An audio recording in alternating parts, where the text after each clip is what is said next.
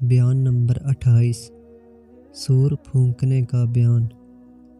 ترجمہ: اور سور پھونکا جائے گا تو بے ہوش ہو جائیں گے جتنے آسمانوں میں ہیں اور جتنے زمین میں، مگر جسے اللہ چاہے، پھر وہ دوبارہ پھونکا جائے گا جب بھی وہ دیکھتے ہوئے کھڑے ہو جائیں گے۔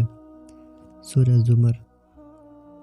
حمد باری تعالیٰ، سب خوبیاں اس ذات کے لیے ہیں، وہم و گمان جس کا ادراک نہیں کر سکتے، نہ آنکھیں اس کا احاطہ کر سکتی ہیں، نہ اسے آفات آتی ہے نہ موت۔ اس نے کتاب کو نازل فرمایا، بادل برسایا، تر پھلوں کو خشک ٹہنیوں سے نکالا اور انسان کو خشک بجھتی مٹی سے پیدا کیا جو اصل میں ایک سیاہ بدبودار گارہ تھی۔ وہ خود اپنی قدرت کاملہ کو یوں بیان فرماتا ہے۔ ترجمہ: اور جب کسی بات کا حکم فرمائے گا تو اس سے یہی فرماتا ہے کہ ہو جا، وہ فوراً ہو جاتی ہے۔ سورہ بقرہ۔ اس کی قدرت سے سب کچھ پیدا ہوا، اس کی رحمت سے لگاتار نعمتیں ملی، اس کی حکمت سے زمین و آسمان شک ہوئے، اس کی مشیت و ارادے سے سعادت و شقاوت لکھی گئی۔ قرآن پاک میں اللہ عز و جل ارشاد فرماتا ہے۔ ترجمہ: عذاب دیتا ہے جسے چاہے اور رحم فرماتا ہے جس پر چاہے، اور تمہیں اسی کی طرف پھرنا ہے۔ سورہ عنکبوت۔ عقل مندوں کے سینوں کو شفا دیتا اور اپنی پختہ تخلیقات سے ہر شک و شبہ دور کرتا ہے۔ چنانچہ خود ارشاد فرماتا ہے۔ ترجمہ: اور اس کی نشانیوں سے ہے یہ کہ تمہیں پیدا کیا مٹی سے، پھر جب تم انسان ہو دنیا میں پھیلے ہوئے۔ سورہ روم۔ اس نے اپنی حکمت کاملہ سے مختلف قسم کی اشیاء پیدا فرمائیں اور گزشتہ و آئندہ کی اشیاء کو ایک اندازے سے رکھا اور توبہ کرنے والے کے تمام گناہ معاف فرما دیے۔ چنانچہ ارشاد فرماتا ہے۔ ترجمہ: اور وہی ہے جو اپنے بندوں کی توبہ قبول فرماتا ہے اور گناہوں سے درگزر فرماتا ہے اور جانتا ہے جو کچھ تم کرتے ہو۔ اللہ عز و جل نئے نئے زمانے ایجاد کرتا ہے، ماں کے پیٹ میں مردوں عورتوں کی صورتیں بناتا ہے۔ قبر والوں کو اٹھائے گا تو وہ زندہ ہو کر اٹھ کھڑے ہوں گے۔ چنانچہ قرآن پاک میں ارشاد فرماتا ہے۔ ترجمہ: اور پھونکا جائے گا سور جب بھی وہ قبروں سے اپنے رب کی طرف دوڑتے چلیں گے۔ سورہ یاسین۔ اور اپنی قدرت کی نشانی سورج کے متعلق فرماتا ہے۔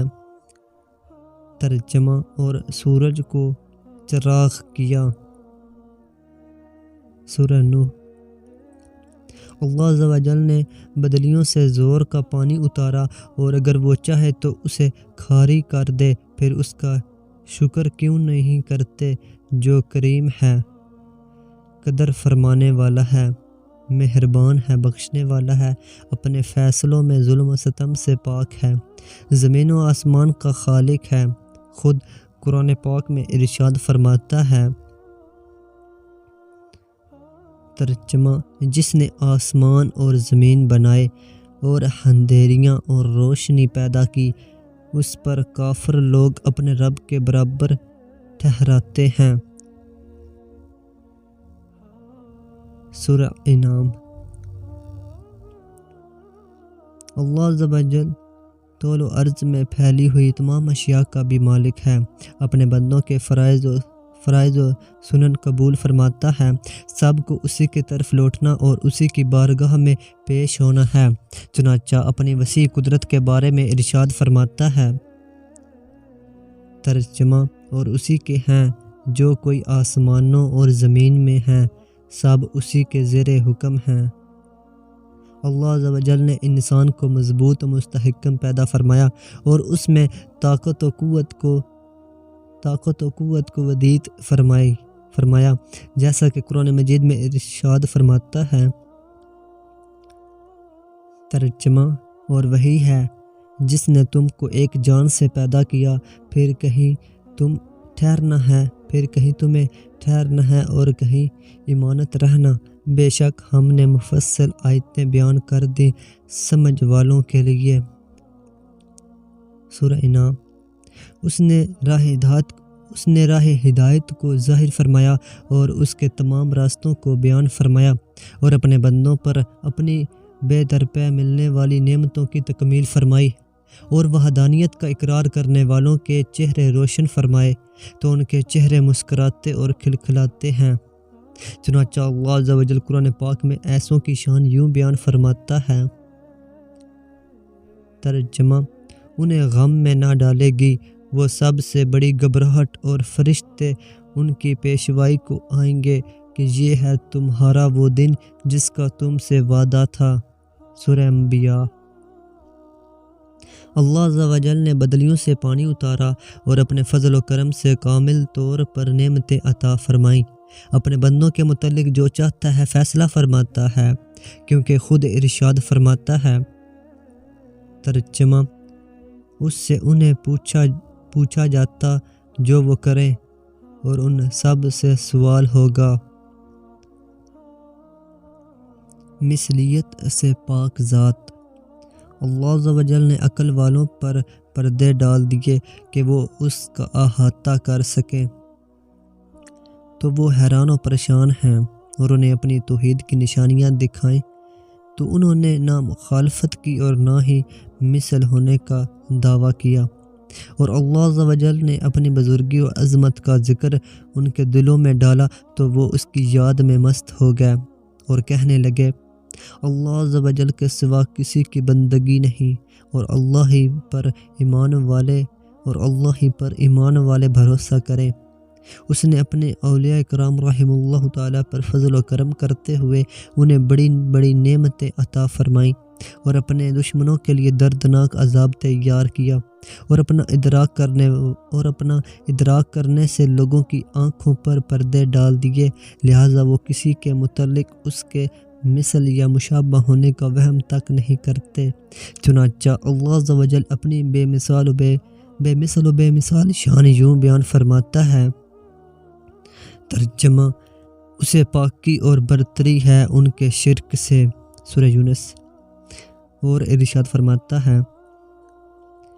ترجمہ: اس جیسا کوئی نہیں۔ سورہ شورى۔ اللہ عز و جل کی پھیلی ہوئی فضیلت سے بلند شے کوئی نہیں، اور اس کی راہ پر چلنے والی کو کوئی گمراہی نہیں آ سکتی۔ اس کا فرمان حقیقت نشان ہے۔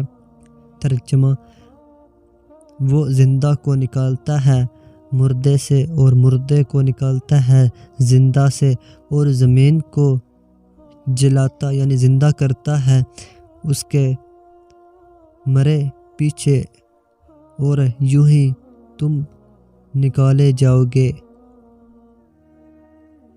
سورہ روم۔ میں اللہ عز و جل کی ایسی حمد و ثنا کرتا ہوں جس کے ذریعے مقربین اس کے مزید قرب کی لذت حاصل کرتے ہیں، اور میں گواہی دیتا ہوں کہ اللہ عز و جل کے سوا کوئی عبادت کے لائق نہیں، وہ یکتا ہے، اس کا کوئی شریک نہیں۔ یہ ایسی گواہی ہے جو گواہی دینے والے کو اس روز نفع بخشے گی جس دن مال نفع دے گا نہ اولاد۔ اور میں گواہی دیتا ہوں کہ حضرت سیدنا محمد مصطفیٰ صلی اللہ تعالی علیہ وآلہ وسلم اللہ عز و جل کے بندے اور رسول ہیں، جو عربی نبی ہیں اور آمین و مامون ہیں۔ اللہ عز و جل آپ صلی اللہ تعالی علیہ وآلہ وسلم پر، آپ صلی اللہ تعالی علیہ وآلہ وسلم کی آل و اصحاب علیہم رضوان، ازواج مطہرات رضی اللہ تعالی عنہن اجمعین، اور پاک اولاد پر درود و سلام بھیجے جنہوں نے حق کے مطابق فیصلے کیے اور جو حق کے ساتھ عدل و انصاف کرتے ہیں۔ اللہ عز و جل قیامت کا ہولناک منظر بیان کرتے ہوئے ارشاد فرماتا ہے۔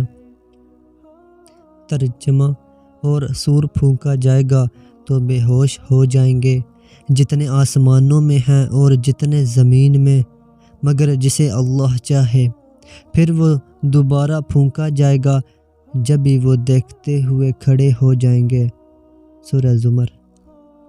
حضرت سیدنا اسرافیل علیہ السلام اللہ عز و جل کے حکم سے سور پھونکیں گے، جبکہ سور سینگ نما ہوگا، اور بعد کے نزدیک حضرت سیدنا حسن کی قرات کے مطابق یہ سورتن کی جمع ہے۔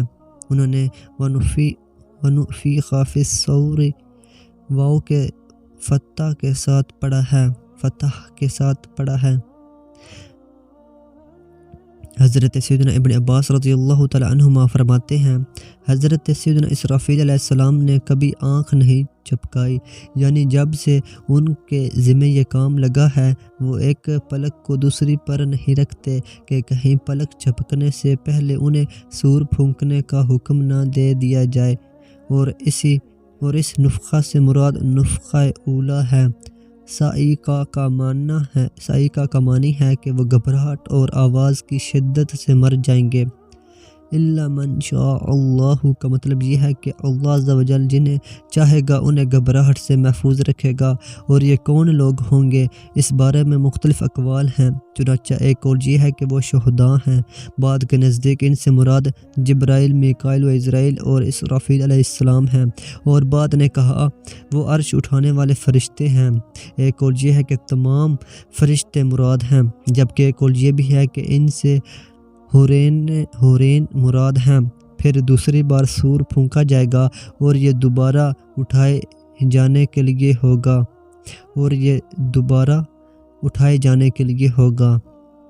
المستدرک۔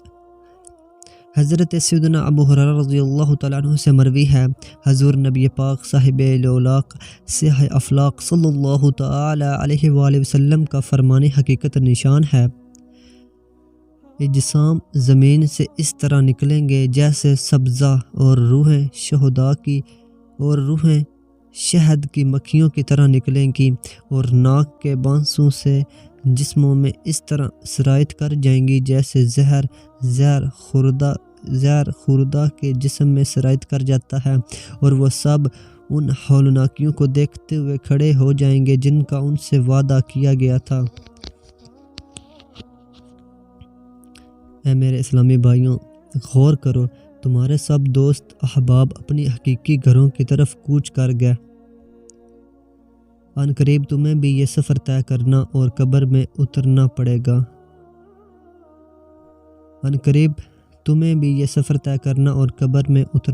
گا۔ وہ سب دنیاوی مال و دولت اور اپنے وطن چھوڑ کر چل بسے، اور بہت جلد تمہیں بھی یہ سب کچھ چھوڑ کر جانا پڑے گا۔ انہوں نے جدائی کا پیالہ گھونٹ گھونٹ کر کے پیا، اب تمہیں بھی پینا پڑے گا۔ جس طرح انہیں اپنے اعمال کا سامنا کرنا پڑا تمہیں بھی کرنا پڑے گا۔ انہیں اپنے برے اعمال پر ندامت اور شرمندگی اٹھانا پڑی، ان قریب تمہیں بھی اٹھانا پڑے گی۔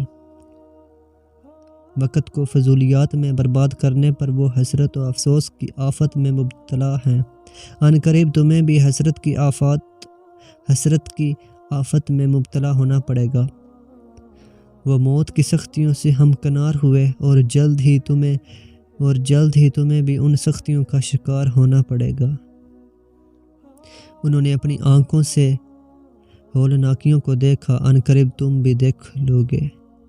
ان سے ان کے اعمال کا حساب لیا گیا، اور جلد ہی تم سے بھی لیا جائے گا۔ ان میں سے کوئی تمنا کرے گا کہ کاش مال کے بدلے عذاب سے نجات مل جائے، ان قریب تم بھی اس کی تمنا کرو گے۔ لہٰذا جلدی کرو، حساب و کتاب کے دن اور خواہشوں کی ذلت سے پہلے توبہ کر لو۔ ابھی جوانی کی بہار ہے، بہت جلد اسے موت کے ہاتھوں فنا ہونا ہے۔ ان قریب تم اچانک آنے والی موت کے سائے میں ہوگے، جس کا تم سے وعدہ کیا گیا ہے۔ چنانچہ اللہ تعالیٰ فرماتا ہے، ترجمہ، اور سور پھونکا جائے گا تو بے ہوش ہو جائیں گے جتنے آسمانوں میں ہیں اور جتنے زمین میں، مگر جسے اللہ چاہے، پھر وہ دوبارہ پھونکا جائے گا جب بھی وہ دیکھتے ہوئے کھڑے ہو جائیں گے۔ سورہ زمر۔ اے ابن آدم، اس وقت تیرا کیا حال ہوگا جب سور پھونکا جائے گا اور قبر والے منتشر ہو جائیں گے۔ جو سینوں میں ہوگا ظاہر ہو جائے گا، معاملات تنگ ہو جائیں گے، چھپا ہوا سب ظاہر ہو جائے گا، اور ساری مخلوق قبروں سے اٹھ کھڑی ہوگی۔ ارشاد ہوتا ہے ترجمہ، جب بھی وہ دیکھتے ہوئے کھڑے ہو جائیں گے، سورہ زمر، وہ سب سے بڑا کیسا عجیب دن ہوگا جس میں زلزلے ہوں گے اور پہاڑوں کو چلایا جائے گا، یکے بعد دیگرے ہولناکیوں کا سلسلہ ہوگا، امیدیں ختم ہو جائیں گی، ہیلے کم ہو جائیں گے، بائیں جانب والے خسارے میں ہوں گے۔ جو ہی سور پھونکا جائے گا سب لوگ کانپتے ہوئے اپنی قبروں سے نکلیں گے۔ ترجمہ، جب بھی وہ دیکھتے ہوئے کھڑے ہو جائیں گے، وہ ایسا دن ہے جس میں قدم پھسل رہے ہوں گے، عقلیں کمزور ہو جائیں گی، کچھ سمجھ نہ آئے گا، طویل عرصہ کھڑا رہنا پڑے گا، گناہ ظاہر ہو جائیں گے، کسی کو بولنے کی جرت نہ ہوگی، اور موت کا جام پینے کے بعد لوگ قبروں سے زندہ نکلتے ہوں گے۔ ارشاد ہوتا ہے ترجمہ، جب ہی وہ دیکھتے ہوئے کھڑے ہو جائیں گے، پس وہ قیامت کا دن ہے، حسرت و ندامت کا دن ہے، زلزلوں اور جھٹکوں کا دن ہے۔ اس دن گناہگار اور نافرمان اپنے گناہوں اور بدکاریوں کو دیکھ لے گا، اور لوگ قبروں سے اٹھ کر وعدے کی جگہ پر جا رہے ہوں گے۔ ارشاد ہوتا ہے ترجمہ، جب بھی وہ دیکھتے ہوئے کھڑے ہو جائیں گے، اور ارشاد ہوتا ہے ترجمہ، جس دن چھپی باتوں کی جانچ ہوگی، سورۃ طارق، جس دن سب راز فاش ہو جائیں گے، ظالموں کا ظلم ظاہر ہو جائے گا، آنکھیں اندھی ہو جائیں گی، لوگ حیران و پریشان ہوں گے، کبیرہ گناہ کرنے والے ذلیل و رسوا ہوں گے، قبروں سے مومن، کافر اور نیک و بد سب اٹھ کر میدان محشر میں لرزتے ہوئے جمع ہو جائیں گے۔ ارشاد ہوتا ہے ترجمہ، جب بھی وہ دیکھتے ہوئے کھڑے ہو جائیں گے، سورہ زمر۔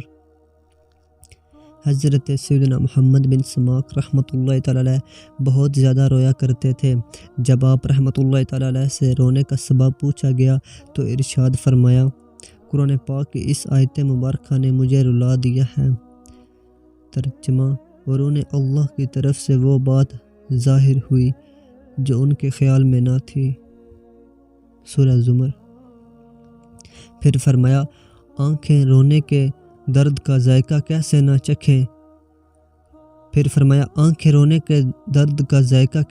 چکھیں؟ جب کہ وہ نہیں جانتی کہ کون سی چیز اس رونے کو ختم کرے گی۔ اے میرے اسلامی بھائیوں، پرہیزگار چلے گئے، ہم رہ گئے۔ انہوں نے وصال پایا جب کہ ہم نے جدائی اختیار کی، انہوں نے مقصود پایا جب کہ ہم نے اسے کھو دیا، انہوں نے شرک خفی یعنی ریاکاری سے اجتناب کیا جب کہ ہم اس میں مبتلا ہو گئے۔ آؤ ہم بھی ان کے نقشہ قدم پر چلیں اور ان کی تعلیمات پر عمل کریں اور اپنے گناہوں پر ندامت کے ساتھ آنسو بہائیں۔ اے میرے میٹھے میٹھے اسلامی بھائیوں، تمہارے اعمال کی کھیتی کٹنے کے قریب ہے، زندگی کا توشہ ختم ہونے کو ہے، اور تم بے خبر ہو اور سمجھتے ہو کہ موت بہت دور ہے۔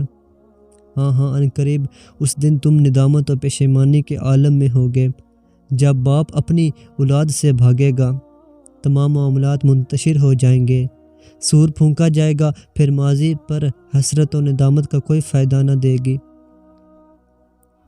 قبر کی سخت تاریکی میں آنسو بہانا تمہارے لیے مفید نہ ہوگا۔ کہاں ہیں وہ جو تم نے اس دن کے لیے تیار کیا جس دن کوئی جان کسی کا بدلہ نہ بنے گی؟ ان قریب تمہارے ہوش اڑ جائیں گے، جب آوازیں پست ہو جائیں گی اور تم ہلکی آواز کے سوا کچھ نہ سنو گے۔ اعمال نامے سینوں پر لٹکا دیے جائیں گے اور سینوں میں آگ بھڑکا دی جائے گی اور سور پھونک دیا جائے گا۔ اللہ تعالیٰ قرآن پاک میں ارشاد فرماتا ہے، ترجمہ، اور اگر کوئی بوجھ والی اپنا بوجھ بٹانے کو کسی کو بلائے تو اس کے بوجھ میں سے کوئی کچھ نہ اٹھائے گا اگرچہ قریب رشتہ دار ہو۔ سورہ فاطر۔ حضرت سیدنا فضیل بن عیاض رحمۃ اللہ تعالی علیہ مذکورہ آیات مبارکہ کے تحت فرماتے ہیں، بروز قیامت ماں اپنے بیٹے سے ملے گی اور کہے گی، اے میرے بیٹے، کیا تو میرے پیٹ میں نہ رہا اور میرا دودھ نہ پیا؟ وہ کہے گا، کیوں نہیں اے میری ماں۔ ماں بولے گی، آج میں گناہوں کے بھاری بوجھ تلے دبی ہوئی ہوں، تو ان میں سے صرف ایک گناہ کا بوجھ اٹھا لے۔ تو وہ کہے گا، مجھ سے دور ہو جا، مجھے اپنی فکر پڑی ہے، میں دوسروں سے بے پرواہ ہوں۔ اے میرے اسلامی بھائیوں، ہمارا دل غفلت کے سبب جسموں سے نکل چکے ہیں۔ میں کب تک تمہیں نصیحت کرتا ہوں، میں کب تک تمہیں نصیحتیں کرتا ہوں؟ زندوں کو مکان بنانے کی پڑی ہے، کیا تم دیکھتے نہیں کہ ہماری لغزشوں اور گناہوں نے ہمارے ساتھ کیا کیا ہے؟ اے میرے بھائیوں، غلطی اور کوتاہی نے ہمیں قید کر دیا اور موت قریب آ پہنچی۔ ہم پر افسوس، ہمیں روز محشر کی ہولناکیوں اور سور کے پھونکے جانے کا سامنا ہے۔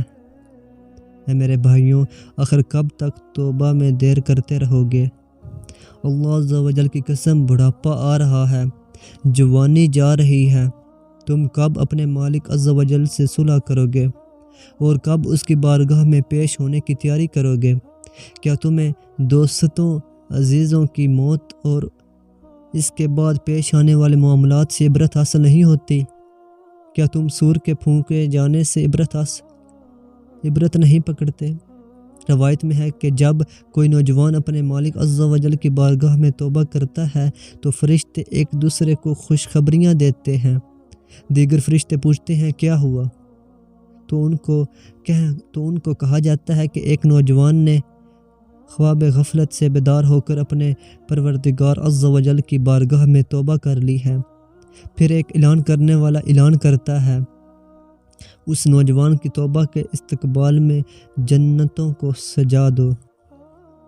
حدیث شریف میں ہے کہ جب کوئی نوجوان گناہوں کی وجہ سے روتا ہے اور اپنے مالک و محبوب حقیقی عز و جل کی بارگاہ میں خطاؤں کا اعتراف کرتے ہوئے کہتا ہے، یا اللہ عز و جل، میں نے برائی کی، تو اللہ عز و جل ارشاد فرماتا ہے، میں نے پردہ پوشی کی۔ پھر عرض کرتا ہے، میں نادم ہوں۔ جواب ملتا ہے، میں جانتا ہوں۔ پھر عرض کرتا ہے، میں توبہ کرتا ہوں۔ جواب آتا ہے، میں قبول کرتا ہوں۔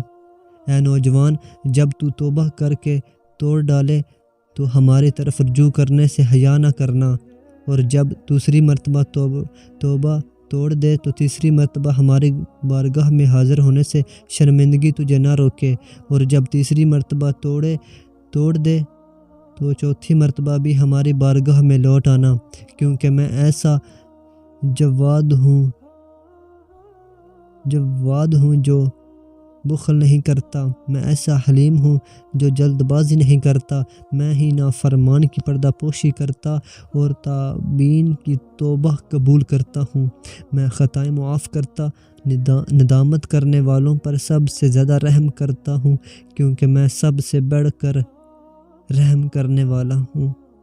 کون ہے جو ہمارے دروازے پر آیا اور ہم نے اسے خالی واپس لوٹا دیا؟ کون ہے جس نے ہماری جناب میں التجا کی اور ہم نے اسے دھتکار دیا؟ کون ہے جس نے ہم سے توبہ کی اور ہم نے قبول نہ کی؟ کون ہے جس نے ہم سے مانگا اور ہم نے عطا نہ کیا؟ کون ہے جس نے گناہوں سے معافی چاہی اور ہم نے اسے دھتکار دیا؟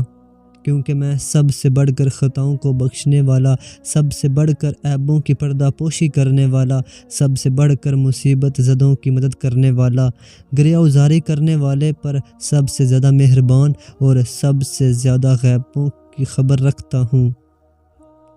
اے میرے بندے، میرے در پہ کھڑا ہو جا، میں تیرا نام اپنے دوستوں میں لکھ دوں گا۔ سحری میں میرے کلام سے لطف اندوز ہو، میں تجھے اپنے طلبگاروں میں شامل کر دوں گا۔ میری بارگاہ میں حاضری سے لذت حاصل کر، میں تجھے لذیذ پاکیزہ شراب پلاؤں گا۔ غیروں کو چھوڑ دے، فقر کو لازم پکڑ لے، سحری کے وقت عاجزی و انکساری کی زبان کے ساتھ مناجات کر۔ اے میرے اسلامی بھائیوں، میزان پر کھڑے ہو کر اعمال کا حساب دینا بہت دشوار ہے، اور اللہ عز و جل کے سامنے اپنے گناہوں بھرے وجود کو لے کر کھڑا ہونا انتہائی مشکل ہے۔ پس تم کب تک کھیل کود میں وقت برباد کرتے رہو گے؟ زندگی تو بہت مختصر ہے۔ ابھی تو تم ان ہولناکیوں سے بے خبر ہو جن کا تمہیں سامنا کرنا پڑے گا جب قبر والوں کو اٹھایا جائے گا اور سور پھونکا جائے گا، اور جو کچھ سینوں میں پوشیدہ ہے سب ظاہر ہو جائے گا، تو اس وقت تمہیں سخت ندامت و شرمندگی کا سامنا کرنا پڑے گا۔ اے میرے اسلامی بھائیوں، جب دل گلے کے پاس آ جائیں گے اور حسرت و ندامت خنجر کی طرح کلیجے پھاڑ دے گی، اور نافرمانوں کی پیاس سخت گرمی کی وجہ سے جوش مارے گی، تو اے نافرمان شخص، گناہ ترک کر کے جلدی سے اپنے رب عز و جل کی بارگاہ میں حاضر ہو جا اور نفع کی بہاروں کو حاصل کر لے، اس سے پہلے کہ وہ بہاریں گزر جائیں اور سور پھونک دیا جائے۔ افسوس ہے ان دلوں پر جو لوہے سے زیادہ سخت ہیں، افسوس ہے ان جانوں پر جو ہدایت کے راستے سے بھٹکی ہوئی ہیں، افسوس ہے ان آنکھوں پر جو چٹانوں کی سختی سے زیادہ جمی ہوئی ہیں کہ اللہ عز و جل کے خوف سے آنسو نہیں بہاتی۔ عنقریب خواہشات نفسانیہ کی پیروی کرنے والے پیپ کی شراب پئیں گے۔ جب ان کے برے اعمال ظاہر ہوں گے تو ان کے ہوش و حواس اڑ جائیں گے۔ ارشاد ہوتا ہے ترجمہ، جب ہی وہ دیکھتے ہوئے کھڑے ہو جائیں گے۔ کاہل و سستی نے کتنے نوجوانوں کو غائب و خاسر کر دیا، اور کتنے غافلوں کے دل غفلت نے بیکار کر دیے، اور کتنے امید باندھنے والوں کی آنکھوں پر ان کی امیدوں نے پردہ ڈال دیا، اور کتنے خوف الہی عز و جل رکھنے والوں کے دلوں کو اسباب نے کمزور کر دیا، ان کی خواہشات کے درمیان رکاوٹ بن گئے۔ ارشاد ہوتا ہے ترجمہ، جب بھی وہ دیکھتے ہوئے کھڑے ہو جائیں گے۔ سورہ زمر۔ کیا موت کی تکالیف سن کر تمہاری آنکھیں نہیں بہتی؟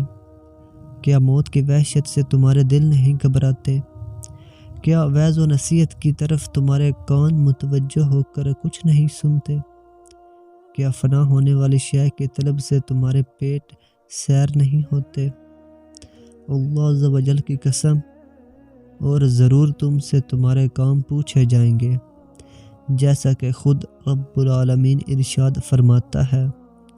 ترجمہ، اور ضرور تم سے تمہارے کام پوچھے جائیں گے۔ سورہ نحل۔ اور ارشاد فرماتا ہے، جب بھی وہ دیکھتے ہوئے کھڑے ہو جائیں گے۔ سورہ زمر۔ ایک مرید کی توبہ۔ منقول ہے کہ ایک مرید کو توبہ کی توفیق ملی، لیکن وہ دوبارہ اپنی گناہوں بھری حالت پر لوٹ آیا۔ پھر اسے ندامت و شرمندگی ہوئی اور دل ہی دل میں کہنے لگا، اگر میں اپنے گناہوں سے توبہ کر لوں تو میرے رب عز و جل کے ساتھ میرا کیا معاملہ ہوگا؟ اچانک ایک آواز آئی، اے نوجوان، تو نے ہماری نافرمانی کی تو ہم نے پردہ پوشی کی، تو نے ہمیں چھوڑ دیا تو ہم نے مہلت دی، اب اگر تو ہماری طرف لوٹ آئے تو ہم قبول فرما لیں گے، اگر تو ہماری طرف متوجہ ہو تو ہم تیری طرف نظر رحمت فرمائیں گے۔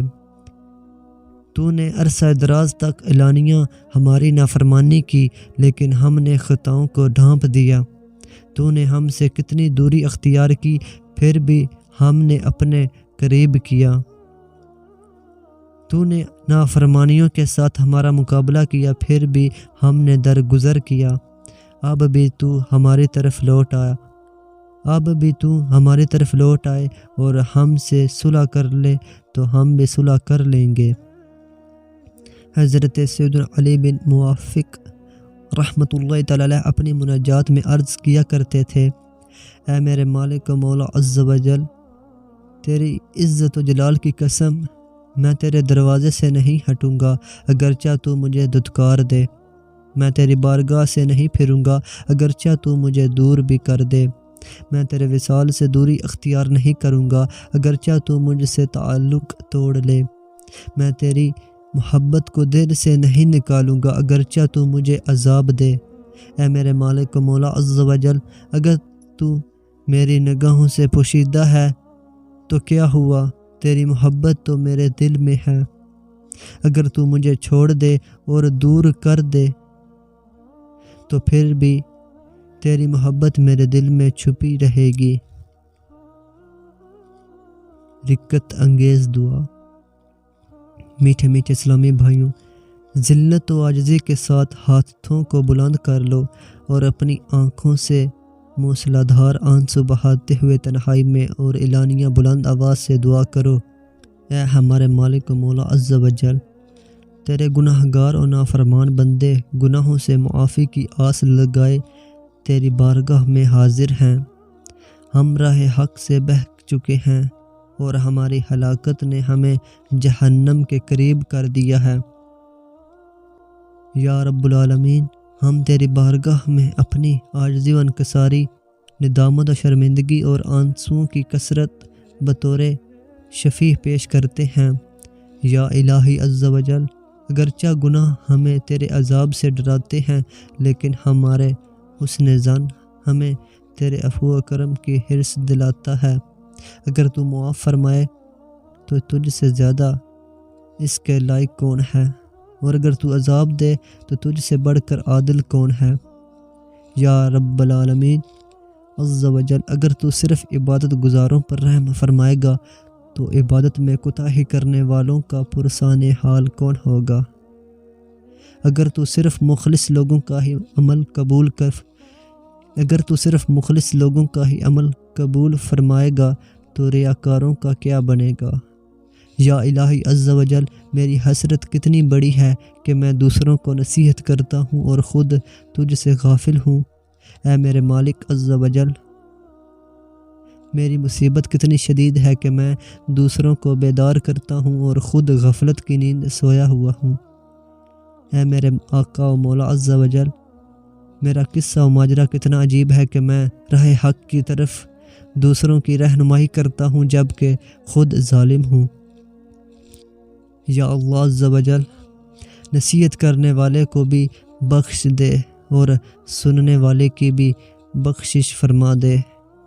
اے میرے رحیم و کریم مولا عز و جل، جب میں کسی کو تیری بارگاہ کا راستہ دکھاؤں اور وہاں تک رسائی حاصل کر لے تو کیا تو اسے قبول کر لے گا جس کی رہنمائی کی گئی اور رہنمائی کرنے والے کو دھتکار دے گا۔ اے اخلاص کی دولت عطا فرمانے والے مولا عز و جل، اگر میرا کلام خالص تیری رضا کے لیے نہیں تو میرے اس اجتماع میں کوئی شخص تو ایسا ہوگا جو صرف اور صرف تیری رضا کے لیے آیا ہوگا۔ اے میرے پروردگار عز و جل، اس کے صدقے میری تقصیر و کوتاہی معاف فرما دے، اور اے سب سے بڑھ کر رحم فرمانے والے، ہم سب پر اپنا خاص رحم و کرم فرما، آمین۔ وصلی اللہ علی سیدنا محمد وعلی آلہ وصحبہ وسلم تسلیما کثیرا۔